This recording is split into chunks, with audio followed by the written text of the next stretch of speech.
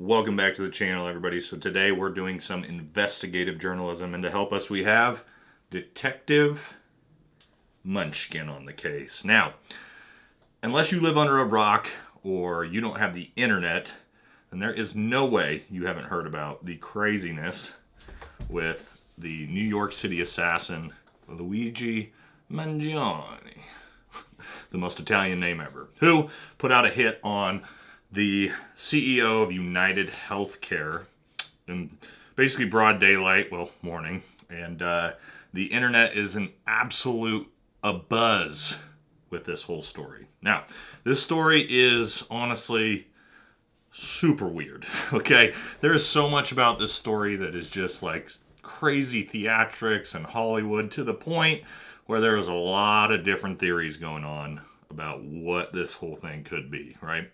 Is this a CIA assassination? Is he just a patsy? Is he the real life version of Bruce Wayne, a vigilante, just bringing justice to evil healthcare CEOs? We don't know. But what we're going to do today is talk about a little bit about what happened. Again, I'm sure you guys mostly know. But then talk about the things he did right, the things he did wrong, because there's some nuance to some of these things you guys probably haven't realized. And just the really weird stuff about this case that just makes it not really pass the smell test. Okay. You know, is Luigi a evil murderer? Is he a masked vigilante? Is he a modern day real Batman? You know, is he a CIA patsy? Guys, tell me in the comment section what you guys think and what your theories really are about what's going on with this, because I think it's going to be super interesting. I'm interested to hear what you guys have to say about it. Okay. Now, don't forget to like, comment, and subscribe on the video. It definitely helps. For those of you who are new, my name is Nate. I'm retired Green Beret. What do I know about assassinations? I don't know, not that much, but I do know a lot about firearms and a lot about using pattern of life and, you know, being able to identify things that are actually applicable to this story, okay? So that's kind of the lens that I'm going to come from. Now, let's talk a little bit about what happened, okay? And again, we're just going to do an overview because most of you already know. But Luigi Mangione, I'm sure you've all seen the clip, pretty much walks up behind, assassinates the United Healthcare CEO. All right, he then flees through New York, gets caught on camera a couple times, goes through Central Park, eventually gets out of the city, makes it 100 miles away to Pennsylvania, where he is caught at a McDonald's with the murder weapon, a manifesto, and everything on him 5 days later. Very odd. And then, you know, the media basically finds out everything there's possibly is to know about him within hours, which is very, very interesting. Okay, so again, if you don't know what happened, there's whole videos on exactly that. But what we're really interested in today is diagnosing the things he did wrong, the things he did right when it comes to if you're going to put on a hit. And then we're going to talk really a lot about like why this whole thing is just really, really weird. Okay. Before we do that, right, real quick word from our sponsors over at Barbell Apparel. All right, it is wintertime. It is freezing cold outside. I'm here in Oregon. It's probably like 25 degrees outside. And Barbell Apparel actually has a sale going on right now to where you get a free hoodie with every $99 you spend. And guys, their stuff is super high quality. This is an awesome deal. So if you're looking to get yourself some Barbell Apparel or clothing, which I highly suggest, the most comfortable pairs of pants, flannels, everything in the world, now's the time to do it because you can get yourself some free stuff as well. So head on over to the website. All right, links in the description, the pinned comment. Grab yourself some. Now, let's jump into what he did right first, okay? When it comes to if you're going to put out a hit, all right? First thing, planning. There's no doubt that this dude put in, or if there's just one person, right? We'll get to that. This dude did a ton of planning work before the execution phase. How do I know that? Well, because he obviously did a lot of target analysis, okay? He did a lot of pattern of life, okay, research on this United Healthcare CEO. How do I know that? Well, he had to know where this gentleman was going to be, when he was going to be there, when would be the best time to do this, with the least crowd available to see the hit. All right, so he knew where and when and had access to and placement to the United Healthcare CEO. Okay, that's not something that just randomly happened chances out of nowhere. All right, he also had a bunch of fake IDs. He had a silencer on his weapon. All right, he also had a manifesto. We'll talk about that later. He uploaded YouTube videos ahead of time. A lot of backside planning and work went into this, whether it was his or not. We'll get into that, but you can't deny that there was. All right. He also had separate clothes stashed in different locations. All right, he knew to basically make his initial getaway through Central Park in New York. Now, pretty much everywhere in New York is completely covered in cameras, but Central Park is obviously a great place for you to lose that sort of track over where you are at all times in New York City based off the cameras, because that's obviously what they're going to do is see the camera shooting footage, and then they're going to try to track him as far as they can based off of cameras. All right, you go through Central Park, that's a good way to basically get lost. Change your clothes, come back up the other side. Pretty smart stuff, all right?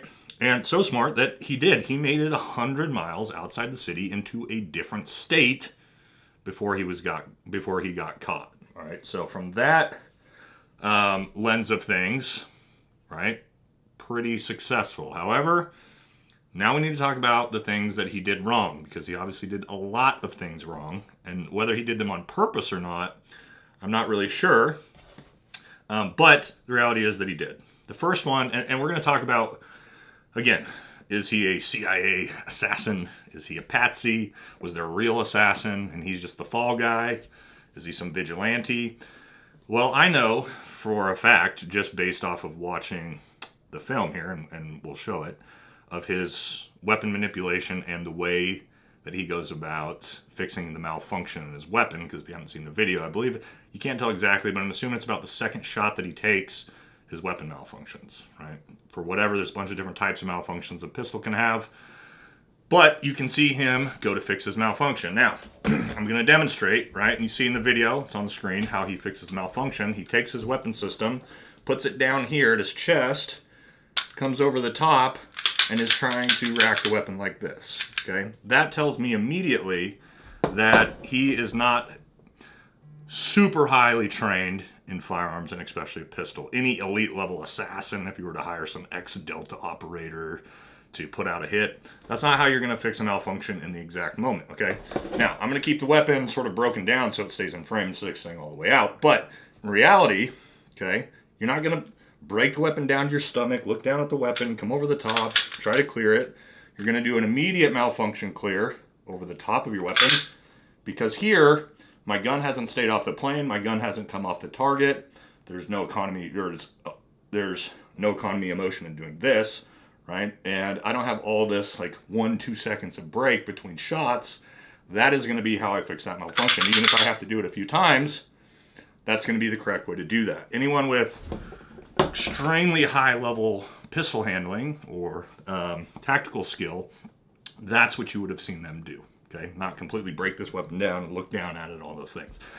Now, I will say, he did have the wherewithal to immediately go into remedial action and try to clear that malfunction when the gun jams, right? Which tells me he does have a little bit of pistol training, okay? He didn't panic and not know what to do completely, but I would say low level to average level training or skill at best.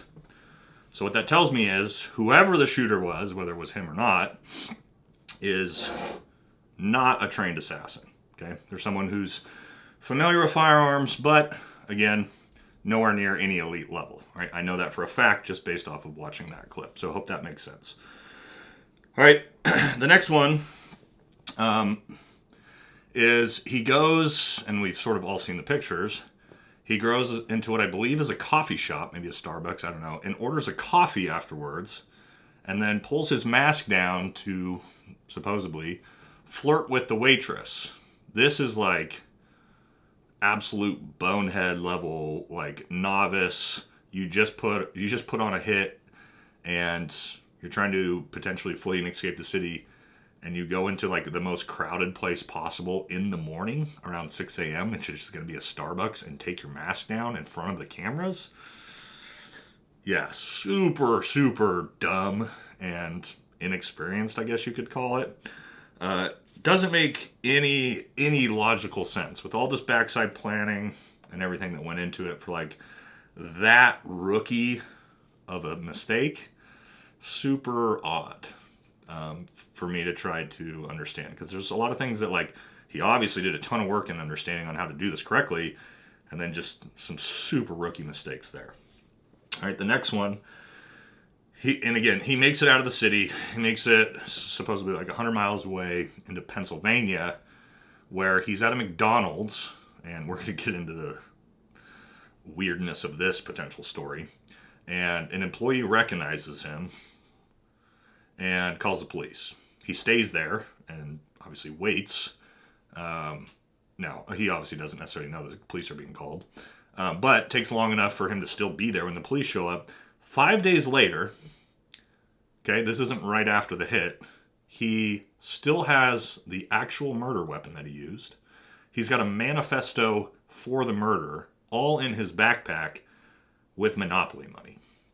Now, if you are a trained assassin, or really anybody with a brain at all, 5 days later, you got away, you are not just going to be carrying the weapon you committed a murder with around in a backpack with you with a manifesto for why you did it when you're on the run from the police. That makes zero sense. And the McDonald's portion of this whole story and what comes after, because again, I was watching this like the rest of you and kind of piqued my interest, kind of odd. And then when this whole McDonald's and then him being arrested and the photo op, which we'll get into with the police, the manifesto, the YouTube videos, this just started to get really weird. All right, now let's talk about that. Things about here, about this that are just super weird or just like over the top theatrical that make this like look like a movie, okay?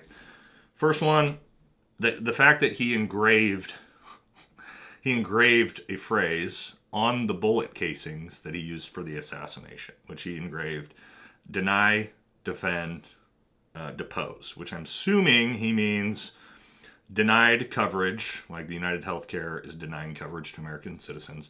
Defend, I'm going to guess means defend the American people. And depose, I would assume meaning like getting rid of these evil CEO despots, right? I think that would be my guess of what this theatrical thing is. Also, like, really? Okay, maybe. I don't know. Let's get into it. Next, Monopoly money in a backpack that he's carrying. Again, don't know why. Just seems like over the top movie, TV show theatrics again. Okay. The biggest one and the biggest tell, I think, is how fast the media, mainstream media, Fox News, CNN, MSNBC, knew everything there's possibly to know about his life and his backstory, where he went to college, who his roommates were, who his best friends were, just immediately after being caught. Super odd. You know why I think that's odd? Because you remember this guy?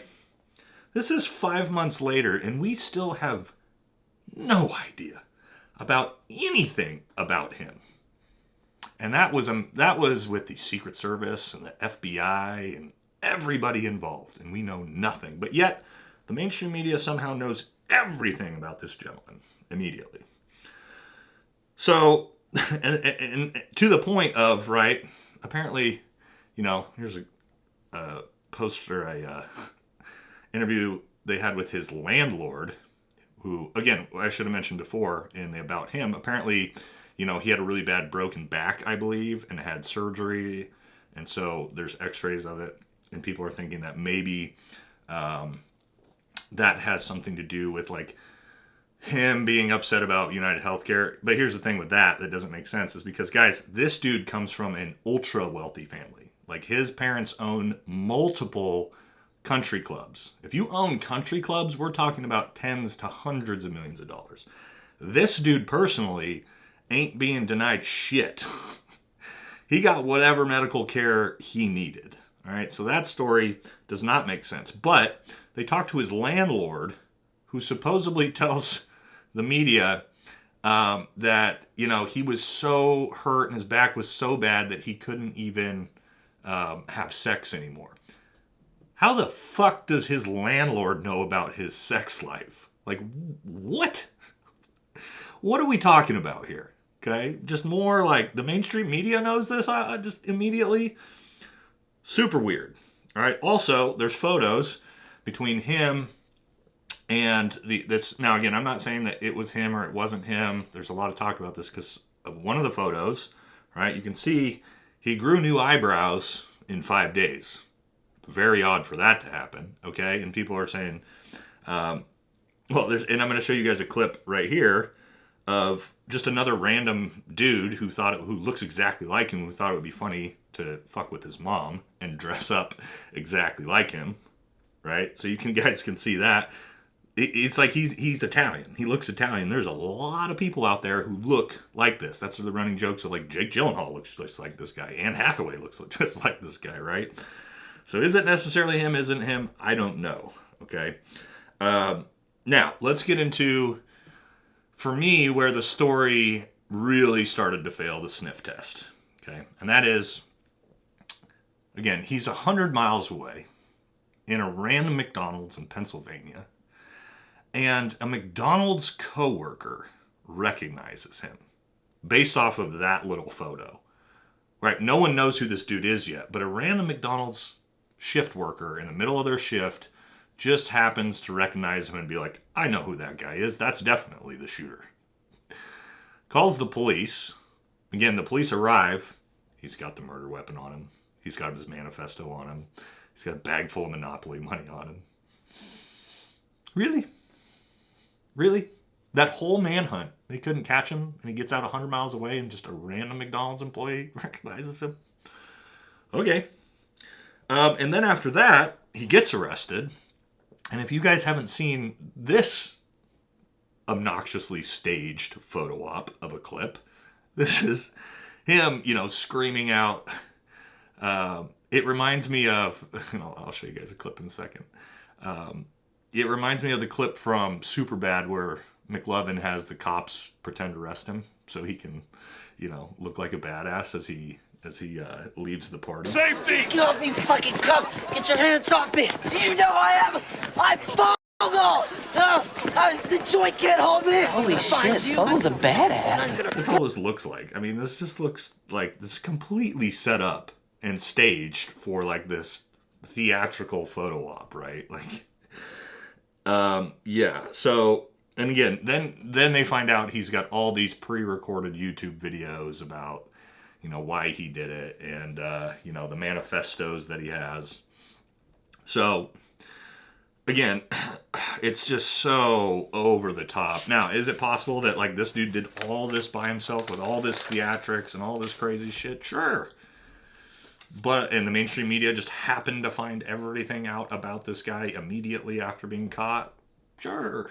But, I don't know. So, let's give my thoughts about what's really going on and what the actual potential of what I think, okay? So, yeah, let's talk about it. Now, again, his family comes from a super, super rich family. So the likelihood that this guy gets denied coverage and like he's lashing out because he got screwed or his family member got screwed, that's non-existent. Okay, so he's supposedly doing this to right the wrongs of the American people. He's Bruce Wayne, essentially. So the question then, is he a patsy for a real assassin? I don't know, man. Again, we talked about the real assassin. That wasn't a highly trained real assassin. You can tell that by the handling of the weapon system. But what Matt Tardio did a video on this, and he talked about it, and I thought it was interesting. And what he said was, and because he's already pled not guilty, and what Matt said is, by pleading not guilty, what he's now done is basically it's going to have to go to trial, which is going to give huge optics to the case, and then whatever supposed maybe information or stuff he knows about United Healthcare, what they're doing to people, that'll have to get exposed in court. And that's potentially why he did all this crazy theatrics to captivate the America's attention and all these different things, so that all eyes are on this court trial to expose whatever United Healthcare is doing. I think that's a pretty fair theory, because, and I don't necessarily know if that's true, but there's all the talk about like this, him be like the CIA putting out this hit. I don't understand that one. Like, why any of the agencies? Again, who knows? Why would they want the CEO of United Healthcare offed? Okay, the CIA and the FBI are typically protecting the elite apparatus, not trying to remove it. And we're talking about, when you're talking about mega healthcare or pharmaceutical companies, like the CIA is not trying to topple the elite apparatus. Okay, so that it doesn't really make sense for this to be a hit by the government, in my view. So the question is, who is? I don't know, guys. Your guess is definitely as good as mine at this point. Again, I really don't know. I think that it's what I do almost for certain know is that this, like, again, it's just obnoxious and over the top, and the theatrics make me think there's something else going on. What I do know is that the American government is really, really good, and this could be a reason, at diverting the attention of Americans through social media and stuff, and mainstream media. When something really sketchy, the government is doing something really sketchy, they don't want the American public to know, there's always some huge theatrical thing that happens. So, is this a... excuse me. So, is this a... hey, everybody look over here while we do this over here type of event? I think there's probably a pretty good likelihood of that. What that is, God, who knows? I'm sure we'll find out eventually. But yeah, I'm sure you guys are wondering as much as I am. So, like I said earlier, guys, put in the comment section. Let me know what you think. Like, what's your theory? Is this guy, is Luigi is he a murderer? Is he just an evil murderer? Is he a vigilante? Is he Bruce Wayne? Is he a Patsy? Give me your theories, all right? Because I'd be interested to see what you guys are thinking. And yeah, I guess we're obviously going to see more about...